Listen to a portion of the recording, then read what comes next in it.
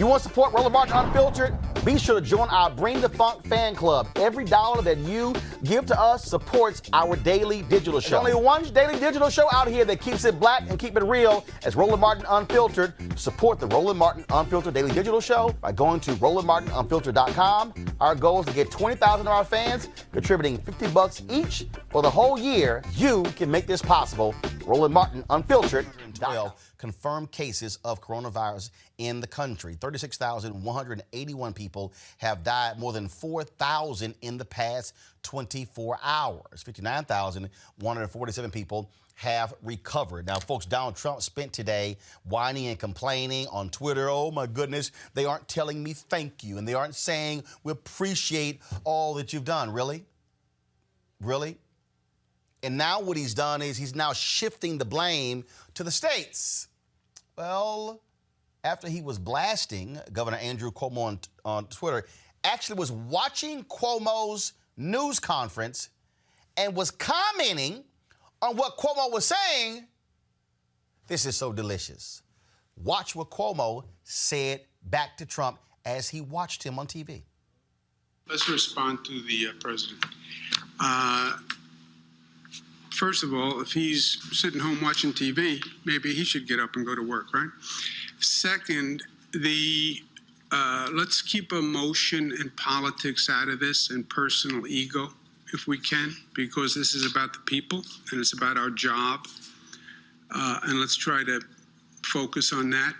I have said repeatedly that when we were fighting for the additional capacity for a hospital system, that the president moved very quickly, and I applauded him for it.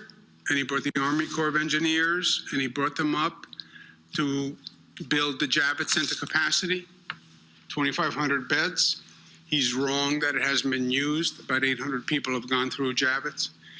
To dismiss 800 people is disrespectful. But we didn't use 2,500 beds because we didn't reach the capacity. When he says, well, we built it, we didn't need it, it sounds like a suggestion is, well, it was a request by the state that wasn't valid. If he didn't really believe 2,500 beds was necessary, I don't believe the federal government would have helped build 2,500 beds. And the number came from a projection from him. See, he should read the reports he issues.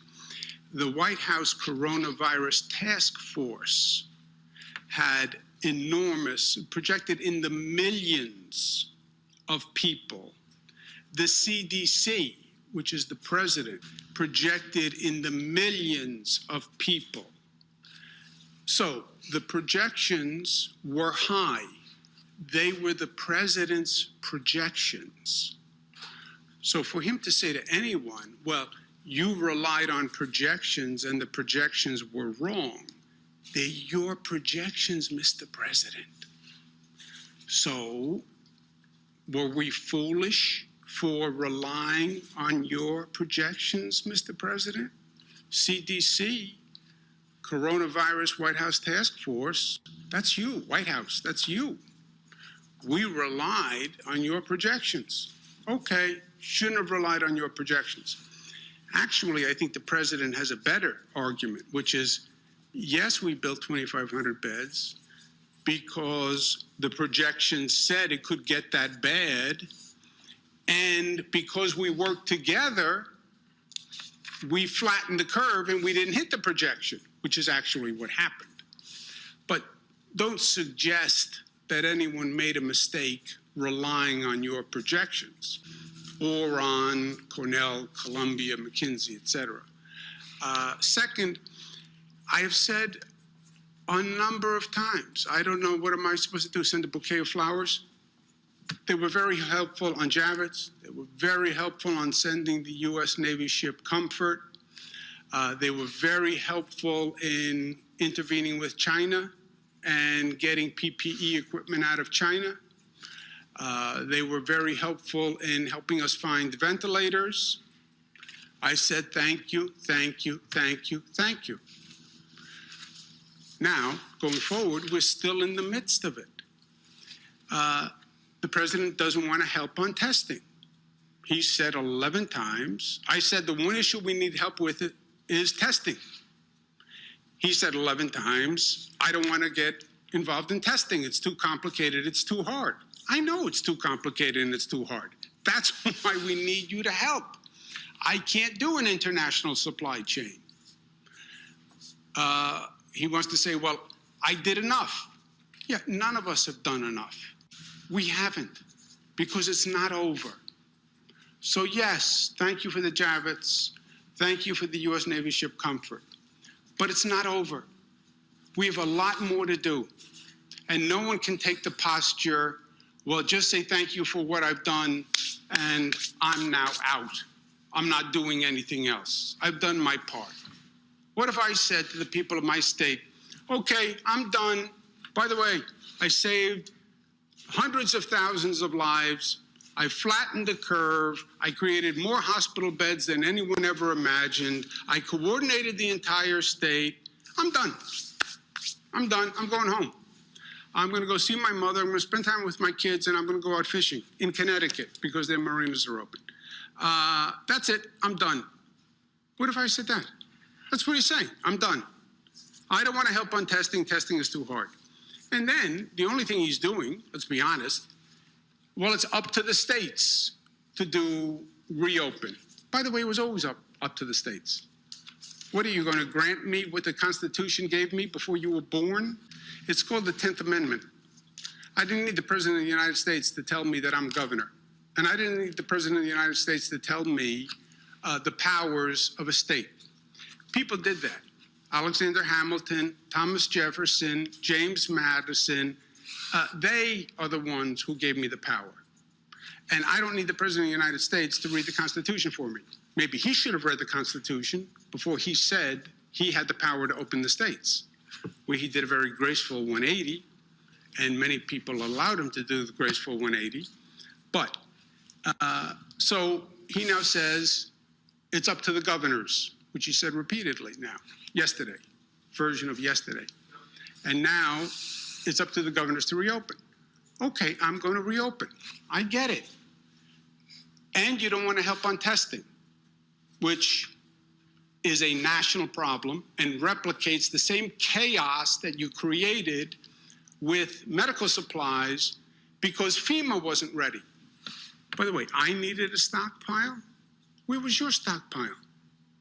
10,000 ventilators for the nation? That was your stockpile?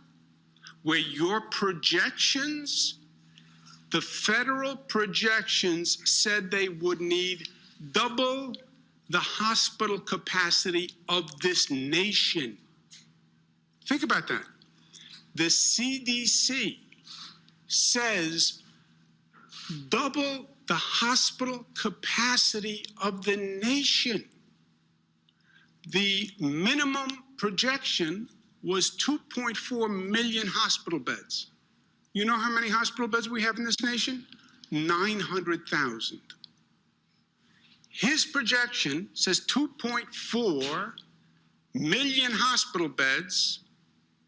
The whole hospital system is only 900, and his stockpile has 10,000 ventilators. You were ready with your stockpile? Didn't you read your own CDC projection? Didn't you read your own coronavirus protection? So, thank you again, Mr. President, for the Javits. Thank you for the U.S. Navy ship Comfort, which, by the way, is just doing your job as president. It's not really thank you like you wrote a check yourself, but thank you for that. We're not out of the woods. We have to go forward. We need help on testing, and we need funding. It's up to the governors. It's up to the states. Will then provide the funding. No, they only want to pass a bill that funds their small business fund called PPE, their small business program. We need to fund the small business program, but You're going to say, after just saying this monumental task is up to the individual governors and the individual states, I'm providing no help, no assistance, no financial money. I understand that small businesses need the funding. By the way, I know that airlines need a bailout, but not the states. Why don't you show as much consideration to states as you did to your big businesses and to your airlines? Right?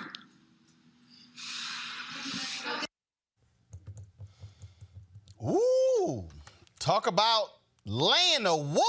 I want you to like, share, and subscribe to our YouTube channel, youtube.com/Roland S. Martin. And don't forget to turn on your notifications.